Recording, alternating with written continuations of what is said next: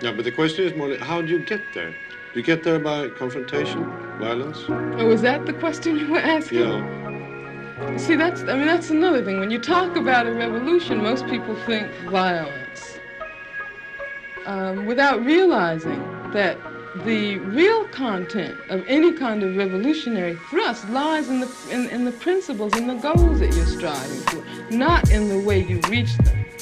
On the other hand, because of the way this society is organized, because of the violence that exists on the surface everywhere, you have to expect that there are going to be such explosions. You have to expect things like that as reactions. If you are a black person and live in the black community all your life and walk out on the street every day seeing white policemen surrounding you, when I was living in Los Angeles, for instance, long before the situation in LA ever occurred, I was constantly stopped. No, the police didn't know who I was, but I was a black woman. I had a natural, and they, I suppose, thought that I might be a, quote, militant. And when you live under a situation like that constantly, and then you ask me, whether I approve of violence. I mean, that just doesn't make any sense at all. Whether I approve of guns. I grew up in Birmingham, Alabama. Some very, very good friends of mine were killed by bombs that were planted by racists. I remember from the time I was very small, I remember the sounds of bombs exploding across the street, our house shaking. I remember my father having to have guns at his disposal at all times because of the fact that at any moment we might expect to be attacked. The man who was at that time in complete control of the city government, his name was Bull Connor, would often get on the radio and make statements like, niggers have moved into a white neighborhood, we better expect some bloodshed tonight. And sure enough, there would be bloodshed. After the 4 young girls who lived, one of them lived next door to me. I was very good friends with the sister of another one. My sister was very good friends with all 3 of them. My mother taught one of them in her class. My mother, in fact, when the bombing occurred, one of the mothers of one of the young girls called my mother and said, can you take me down to the church to pick up Carol? We heard about the bombing and I don't have my car. And they went down, and what did they find? They found limbs and heads strewn all over the place. And then after that, in my neighborhood, all the men organized themselves into an armed patrol. They had to take their guns and patrol our community every night because they did not want that to happen again. I mean, that's why when someone asks me about violence, I just find it incredible. What it means is that the person who's asking that question has absolutely no idea what black people have gone through, what black people have experienced in this country since the time the first black person was kidnapped from the shores of Africa. Well, we're going to wrap a little while about a number of things, but I guess one of the most important things that we start off talking about is the fact that you have been called a revolutionary, a militant. Much of the media has pictured you this way. It's talked about all over the world.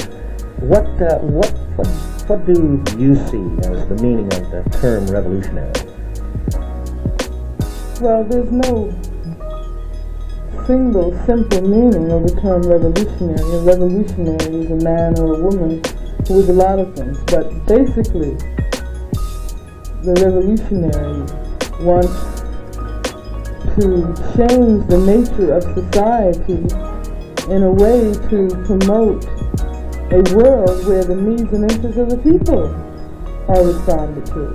A revolutionary realizes, however, that in order to create a world where human beings can live and love and be healthy and create, we have to completely revolutionize the entire fabric of society. You have to overturn the economic structure where you have a few individuals who are in possession of the vast majority of the wealth in this country that's been produced by the majority of the people, and you have to destroy this political apparatus which, under the guise of revolutionary government, perpetrates the most incredible misery on the masses of people.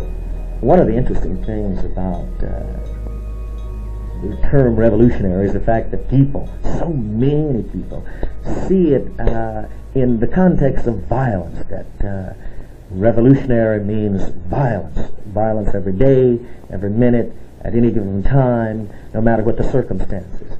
How do you view this in the context of violence? Well, of course, that's part and parcel of the same attempt to separate and isolate revolutionaries from the people.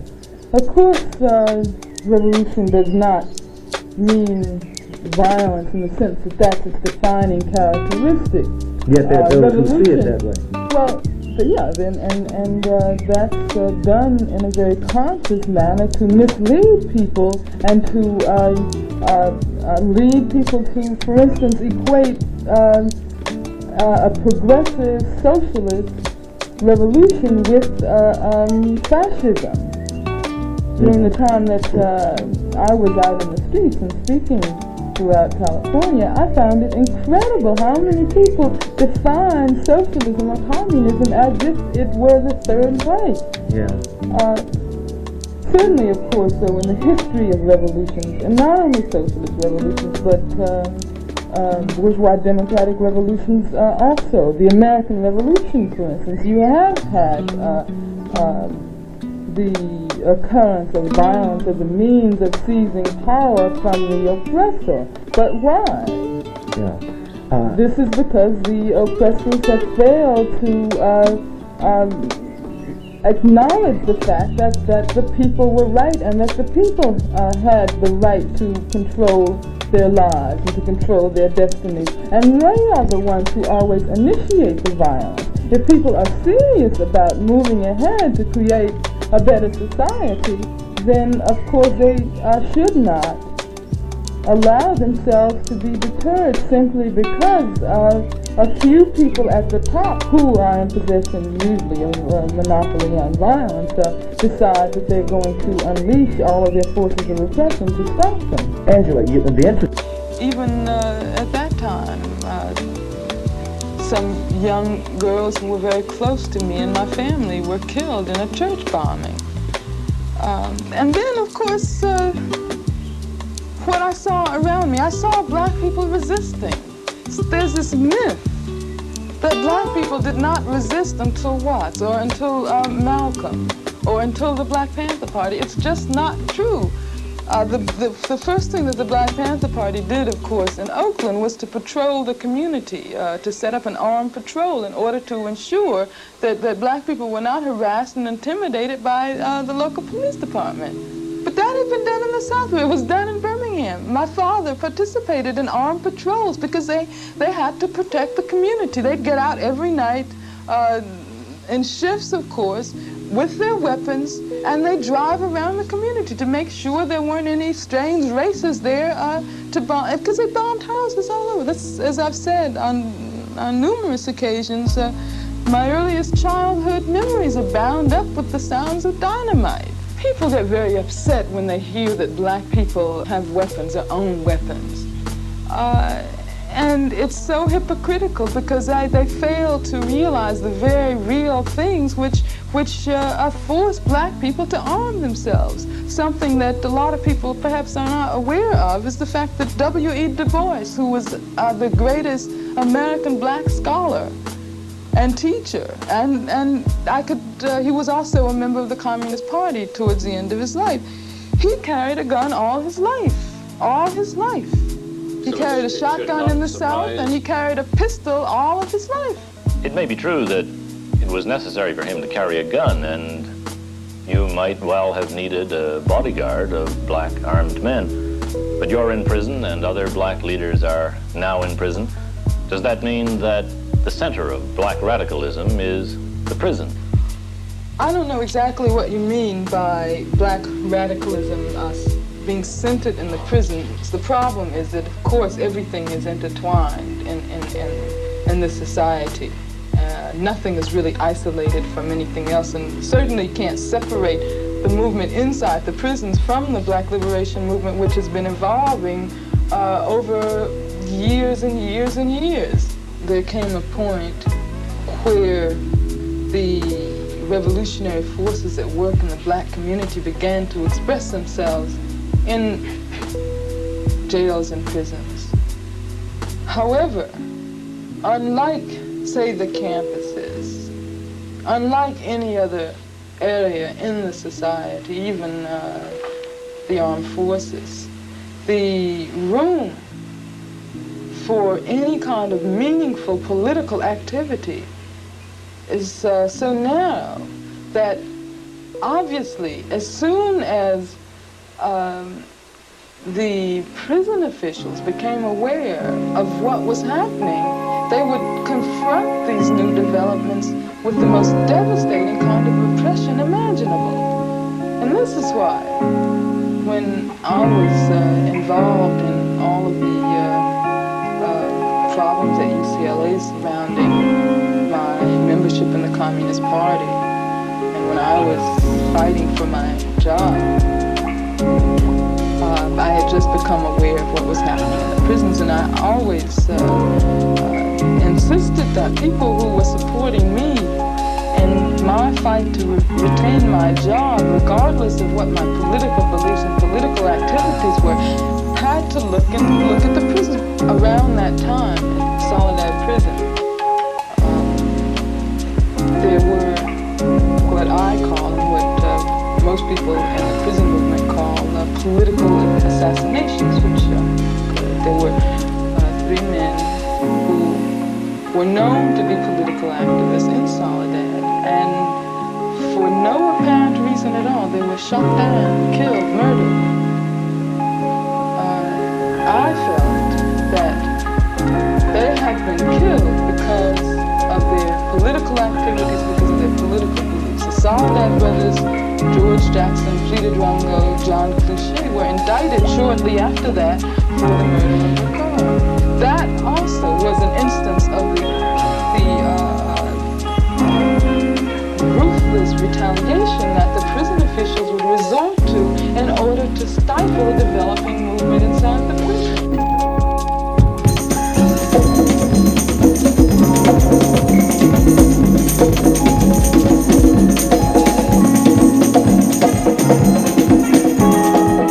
This is the first national television interview for Angela Davis since she was acquitted of kidnapping, murder, and conspiracy in connection with the Marin County Courthouse shootout that took place 2 years ago. This will be a first-hand account from Angela of the events of the last 22 months and her plans for the future. Sister Davis, let me welcome you to Black Journal, and let me speak for literally millions of people who are very pleased and happy with your safety. Tell me, the events that I guess you're now reading in the newspapers, do they corroborate with the actual accounting of the events that you know best? Well, there's been a great deal of distortion in the vast majority of newspaper accounts, television accounts, press in general. And I think that the kind of publicity that the establishment press is willing to give me is simply based on the fact that they think that I'm good copy. In fact, that's one of the reasons why I didn't rush to answer all of the requests that have come in for TV interviews and radio interviews and newspaper interviews. I felt that, however, that appearing on Black Journal was something that was extremely important, because I know that you are interested in serving the needs and interests of Black people. And therefore, I decided to do this one because I feel that this is a chance for me to express my gratitude and appreciation to all of my sisters and brothers who've worked so hard and so long in the struggle to free me. Angela, in terms of the sisters and brothers who have worked for your freedom, could you put in context how the activities of those people actually ended up in your being vindicated of those charges?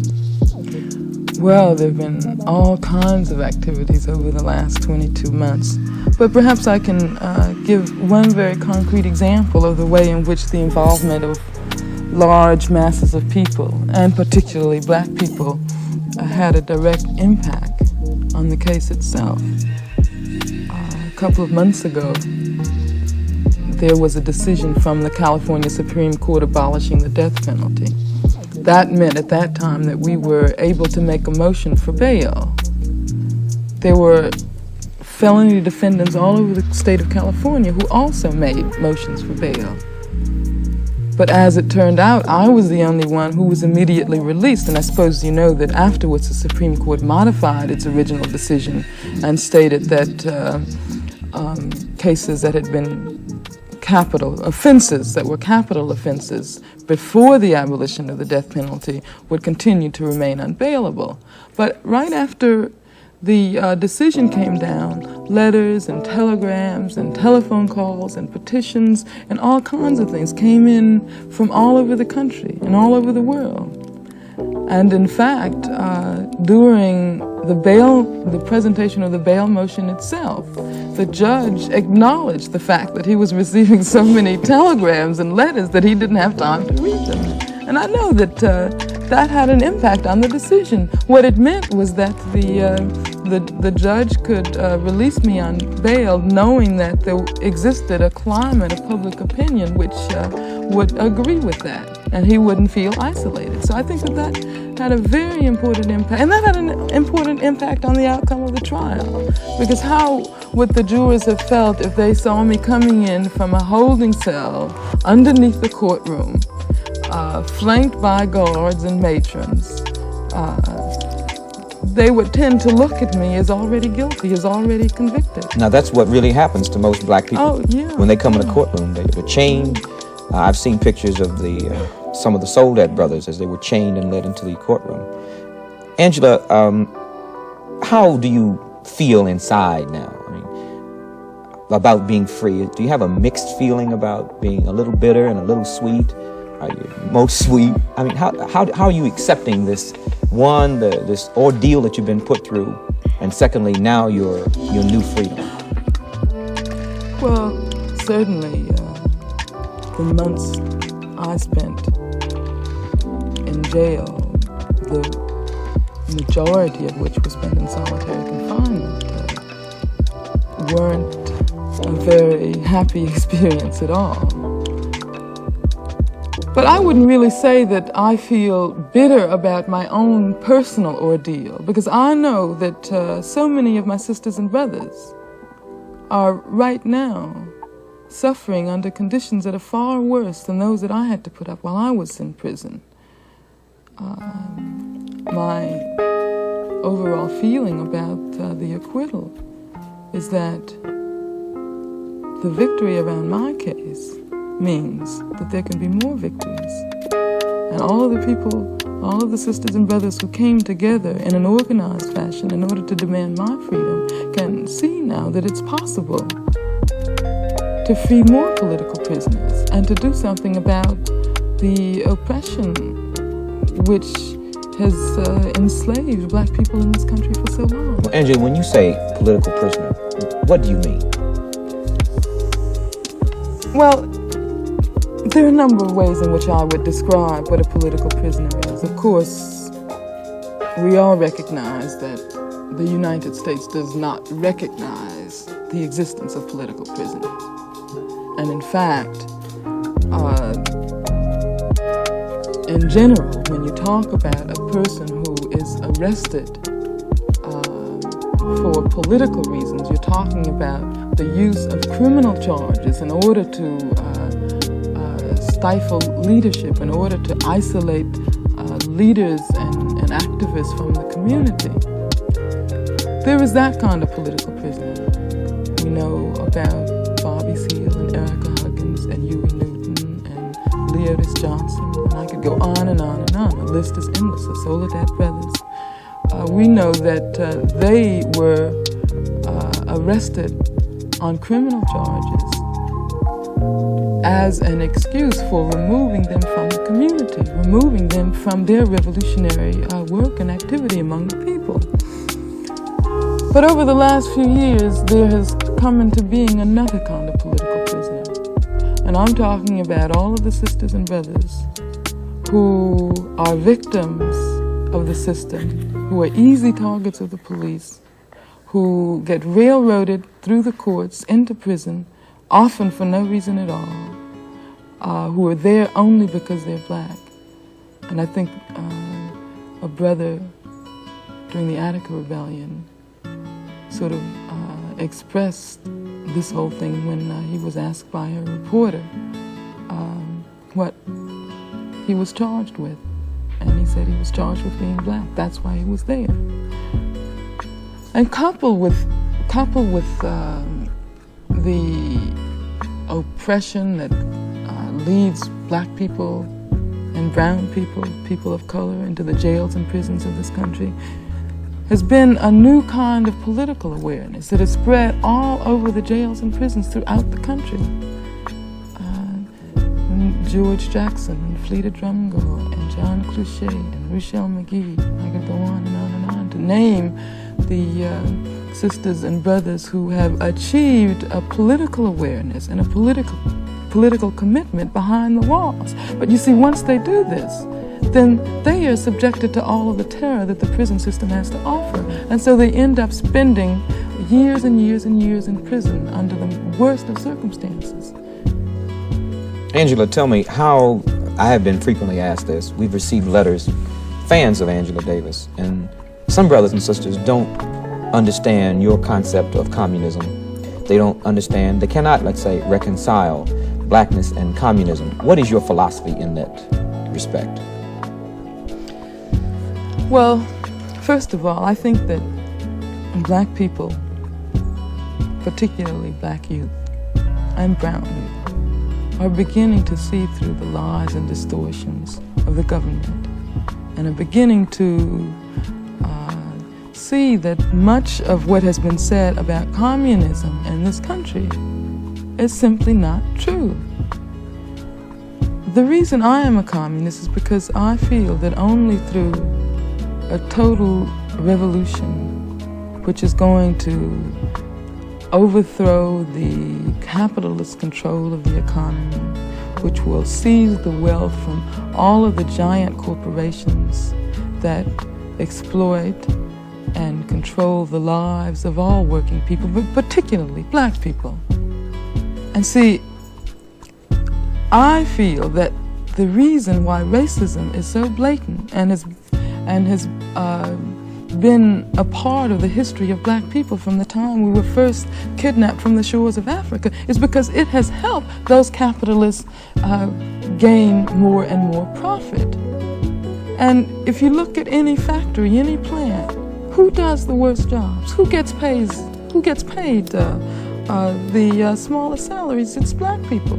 So racism serves as a buttress, as a justification for super exploitation.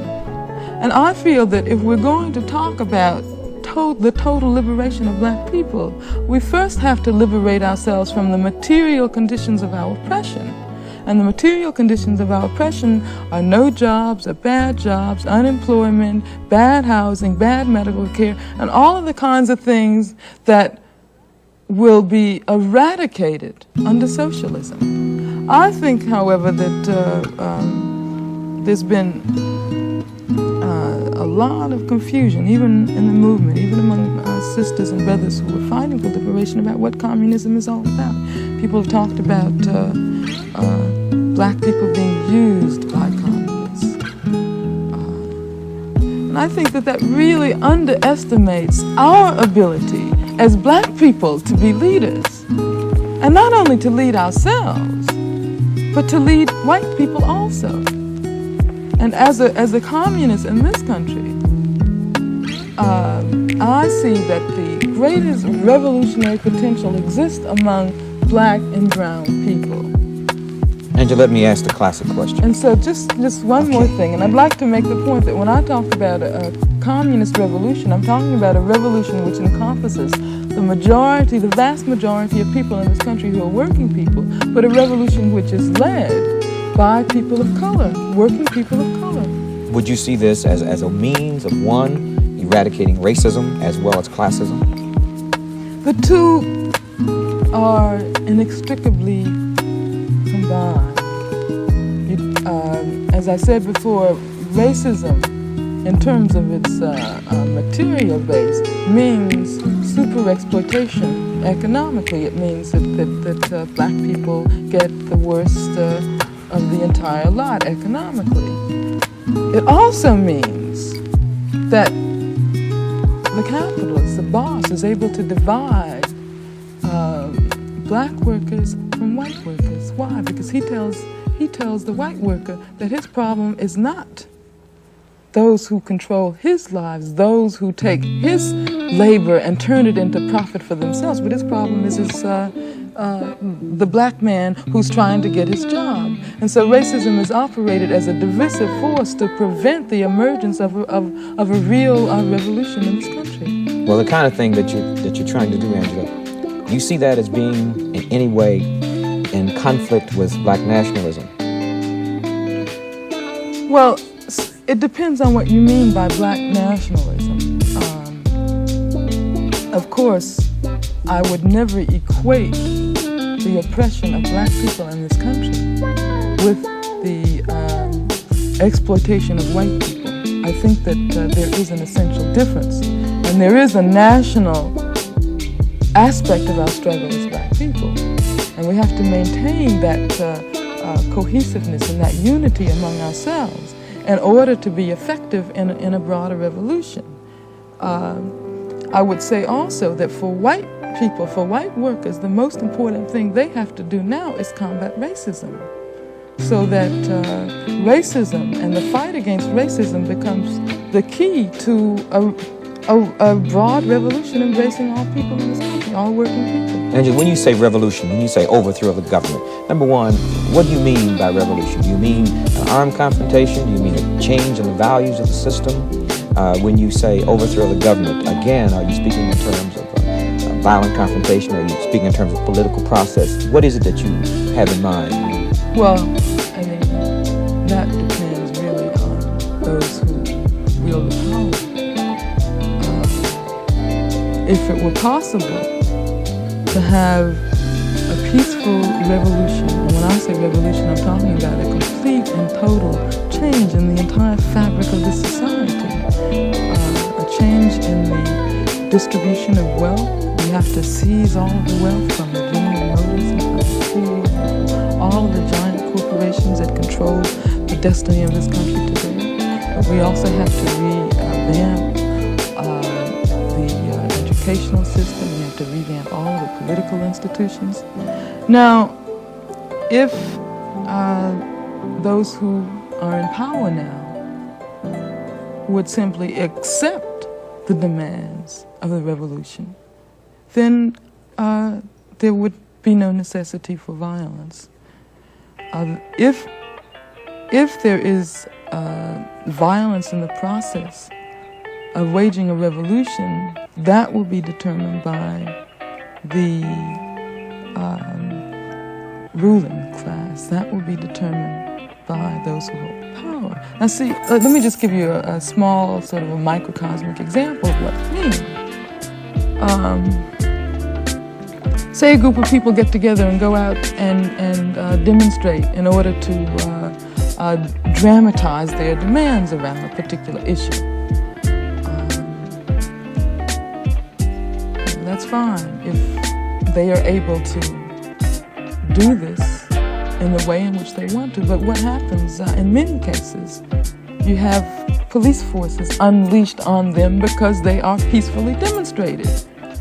And my position is that we do not stand there and allow ourselves to be shot down and beaten. We have the right, we have the human right to defend ourselves and to defend our principles and defend what we want to do. And so I would say that in the event of violence in a revolution, you always have to see that in the context of defending gains of the people. We have a right to defend those gains. Angela, now many people, black nationalist organizations, middle-of-the-road organizations, black people, are talking about using the political process. Some blacks in the community have now gotten behind McGovern, some behind Humphrey, some behind Shirley Chisholm. Do you see politics as a viable force in our struggle? Do you plan to become involved in the political process of getting people elected to effect change? You mean the electoral process? Yes. Because there are many different levels of political struggle. Well, I think that the electoral process is something that should be utilized. It's not something that should be seen as the solution, because I don't think that simply by changing the faces and changing the figures in the government, there's going to be any kind of fundamental change. When we talk about a revolution, we're talking about a fundamental change in the system, a complete and total overthrowing and transformation of the system. I feel that the electoral process is significant in the sense that it serves to measure the level of consciousness which black people and people of color and white people as well have achieved. Take someone like Ron Dellums. The fact that Ron Dellums was elected to Congress said something about the collective mood of the people in his area. And precisely because it said something about their collective mood, he cannot forget that he has a responsibility to make known the needs and the interests and whatever his contingency feels are the important issues of the day. Angela, to draw an analogy in another direction,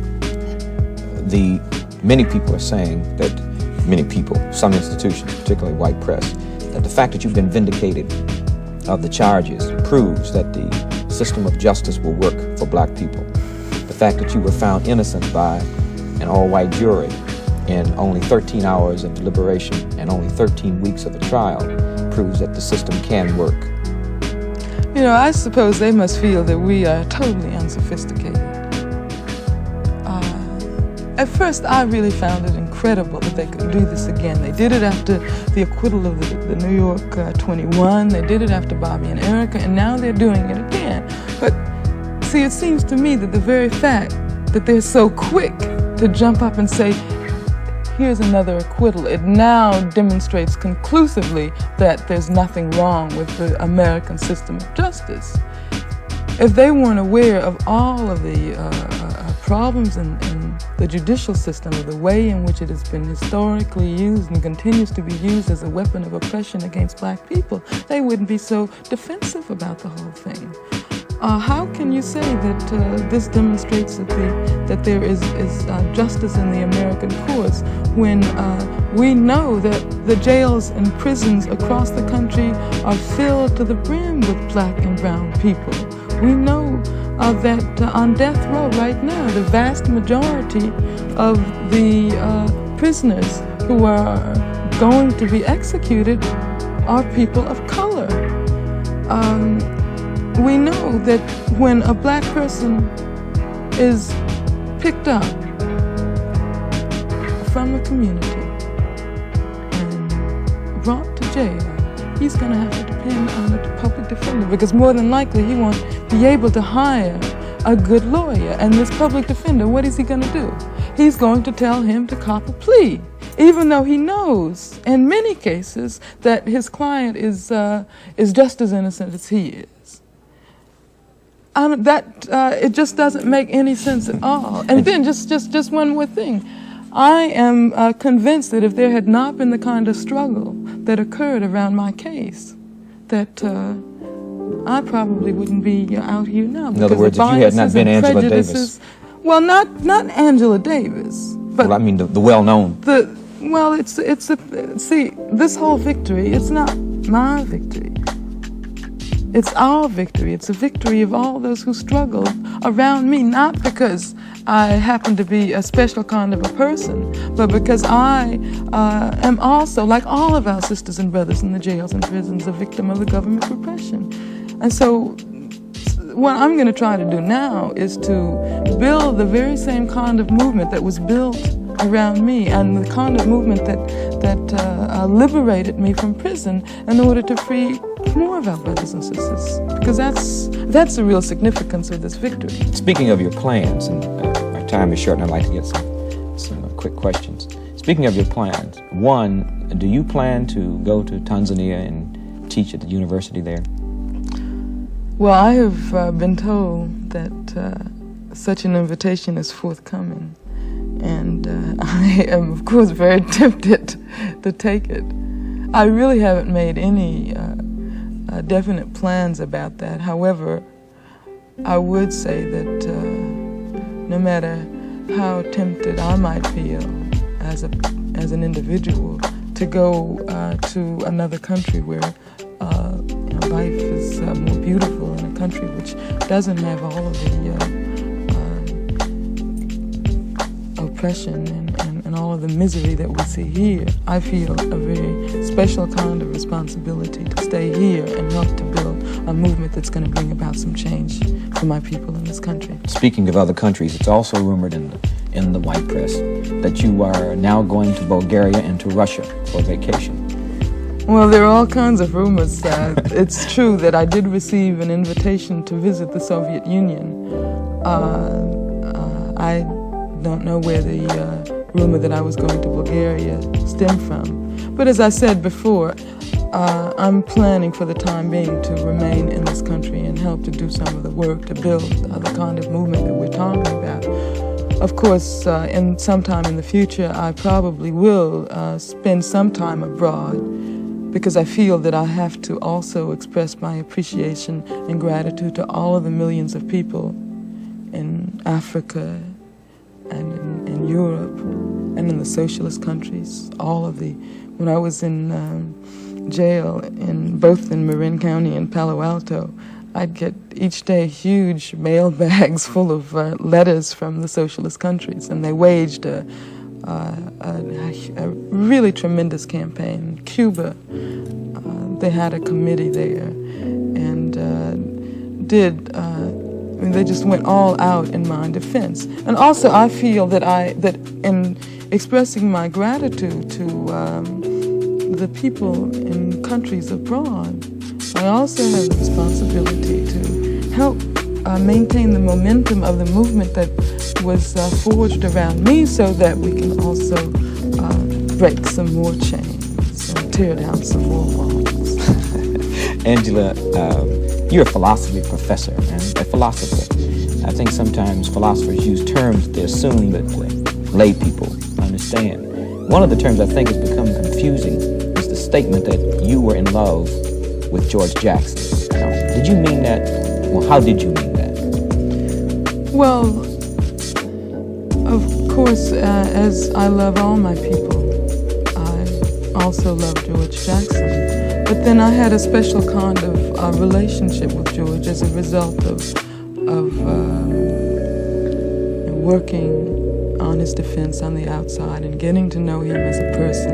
And then once I was arrested, becoming closer to him because of the similarity of our conditions. The prosecution's theory of the case, of course, was that I was ruled by emotions, a passionate love for George. And my response to that was very simple. And I think a lot of it had to do with the male supremacist notions and ideas. He felt that because I was a woman, he was going to be able to pull this off. I mean, I was just completely floored when I heard that, because what he was really saying was that to love someone is a crime. And that secondly, following your theory, to be a woman meant that if you did, you would be out of control by your emotions. Yeah, that I would have absolutely no ability to be rational and to make decisions of my own. Angela, our time is short. I'd like to get a very important question in, because I'm sure you'd like the public to know how you feel. What about your parents, your mother and your father, during this last 2 years? Well, of course, the last 2 years have been a very difficult time for my parents, particularly because they live in the South and because of all of the pressures that they've had to withstand. But they've really been beautiful, extremely beautiful, because instead of succumbing to all of these pressures, they became stronger. And my entire family was involved in the defense. My mother spent a great deal of time speaking across the country, as did my sister and my brother, who is a football player and got a lot of pressures from that end. And I think that out of this whole ordeal, there has developed an even greater solidarity among us, but it's a solidarity which has developed through struggle. That's the most important thing. Angela, I have to say this on behalf of our viewers, that once again, you look well, and we're happy to have you out in minimum. And we're very pleased that you're back with us. And as your plans unfold, we want to be kept abreast of them. And I'd like to thank you so very much for being on Black Journal.